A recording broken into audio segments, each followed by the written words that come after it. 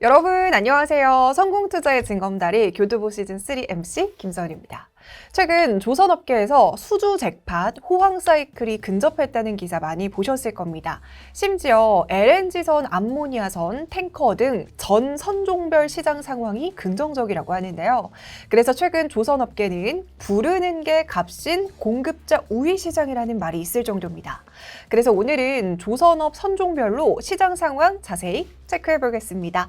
자, 그럼 교두보 시즌3 지금 바로 시작합니다. 자, 컨테이너선들은 중국이 저가 물량 공세로 수주를 따내고 있어서 한국의 조선사들은 부가가치가 낮은 컨테이너선보다는 LNG선, 암모니아선과 같은 고가 선박을 중심으로 수주를 하고 있는 상황입니다. 먼저 LNG선을 살펴보면 최근 LNG 운반선 수주가 호조를 보이고 있습니다. 그 배경에는 저탄소 연료인 LNG가 본격적으로 탈탄소 에너지 전환에 앞서서 중간다리 역할을 톡톡히 해낼 것으로 기대되고 있기 때문입니다. 자, 그럼 발주는 어느 정도 되었을까요? 2021년부터 2023년에 발주된 LNG선은 총 331척으로 2000년대에서 2020년 연평균 35척 발주되었던 것을 감안하면 공급 과잉 우려가 있는 상황이었습니다. 하지만 현재 착공 중인 LNG선 프로젝트의 LNG 수출 캐파는 2.34억 톤이고요. 여기서 필요한 LNG선의 예상 선박 척수는 347척으로 보았을 때 이는 적절한 발주 규모였다고 볼 수 있습니다.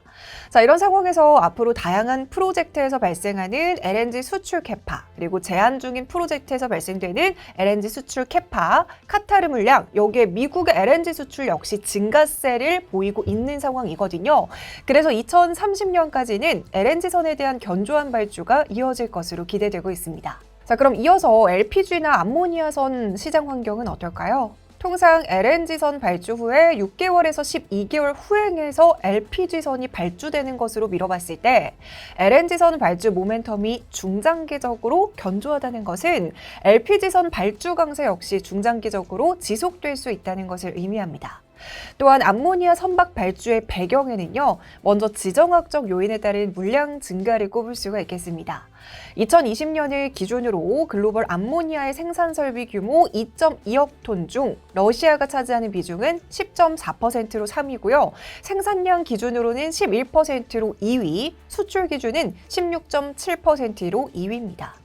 그리고 해상 수출의 20%가 흑해를 통해서 이루어지는데 러시아 우크라이나 전쟁으로 인해서 운항거리가 길어지면서 선박 수요가 늘어났기 때문입니다. 장기적으로도 암모니아 시장 역시 2030년 수소경제가 활성화될 것으로 기대됨에 따라서 이 모멘텀이 지속될 것으로 보입니다. 자, 그럼 이어서 탱커선 시장 환경도 살펴보겠습니다. 우크라이나 전쟁과 이스라엘 하마스 충돌 등 중동 지역 리스크가 불거지면서 탱커선 발주 시장 역시 살아나고 있습니다.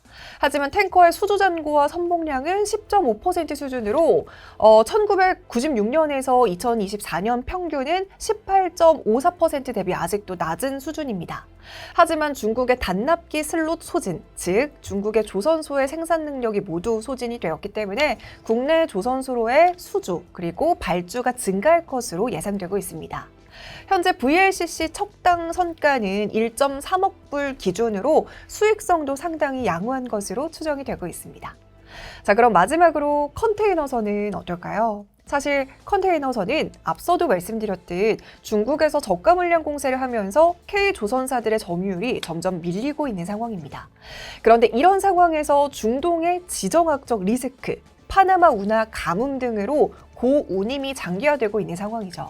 더불어 아시아발 컨테이너 운임은 정기선 운항사들이 성수기 추가 요금을 부과함에 따라 다시 급등했고요. 아시아 항구들이 상황이 완화될 조짐은 거의 없다고 합니다.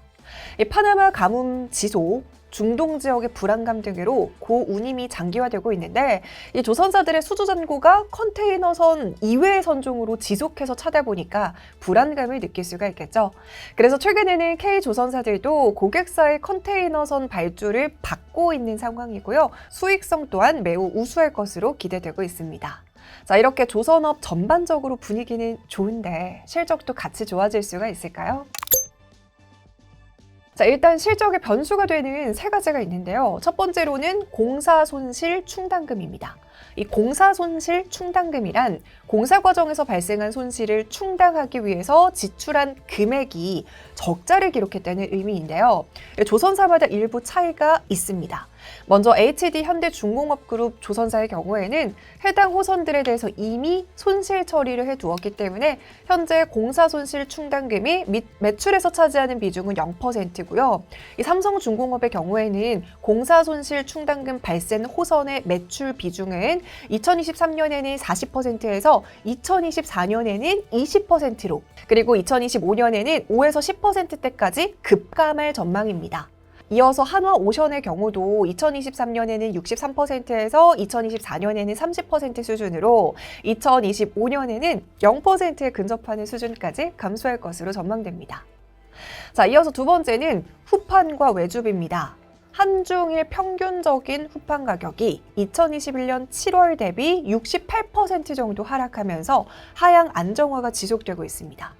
국내 조선 3사는요, 보수적으로 후판의 예정 원가를 산정했기 때문에 일부 환입에 대한 기대도 가능합니다. 그리고 외주비에 대한 인상 경우에도 2022년 대비 2023년에는 20%에서 40% 급등했던 것과 대비해서 올해는 작년 대비 5에서 10% 인상에 그칠 것으로 예상이 되는 만큼 이 바텀라인 안정화가 기대가 되고 있고요. 생산 안정화 비용 역시 분기마다 공정 안정화가 계속되고 있기 때문에 추가 발생 가능성은 제한적인 상황입니다. 자, 그리고 마지막은 환율인데요. 환율에 대한 전략은 조선사마다 다릅니다. 일단 삼성중공업은 거의 완전 환해지를 추구한다고 알려져 있기 때문에 이러한 외환 위험 관리 전략으로 인한 영업이익에 대한 변동 효과는 제한적일 것으로 보입니다. 하지만 HD 현대중공업 그룹의 조선사와 한화오션의 경우에는요, 20에서 30% 정도의 익스포저가 있기 때문에 달러 강세에 따른 영업, 그리고 영업 이외의 실적 개선 효과가 발생이 가능할 것으로 보입니다. 네, 2분기 어닝 시즌이 시작이 됐습니다. 이번 조선주들은 어닝 서프라이즈 기록할 수 있을까요? 일단 HD 현대중공업은 매출액은 시장 예상치 크게 상회할 것으로 기대됩니다.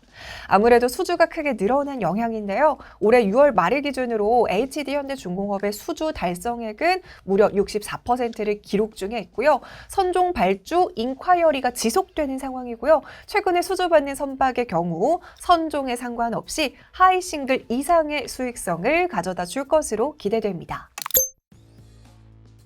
자, 이렇게 최근 아주 이슈가 되고 있는 K조선 업종에 대해서 전방위적으로 알아봤고요. 오늘 내용도 도움이 되셨다면 구독, 좋아요 버튼 꾹 눌러주시고 그럼 교두보 시즌3 다음 시간에 찾아뵐게요. 안녕!